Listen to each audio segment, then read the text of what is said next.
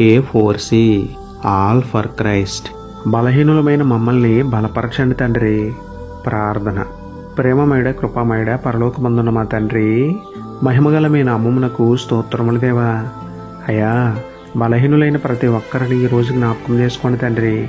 ఆత్మ విషయంలో బలహీనులైపోయి ప్రతి పాపానికి లొంగిపోతున్న వారిని మీ వాక్యంతో బలపరిచి, శోధనలు వచ్చినా శ్రమలు వచ్చినా తప్పిపోకుండా మీ సన్మార్గంలో పయనించేలా సహాయం చేయండి తండ్రి.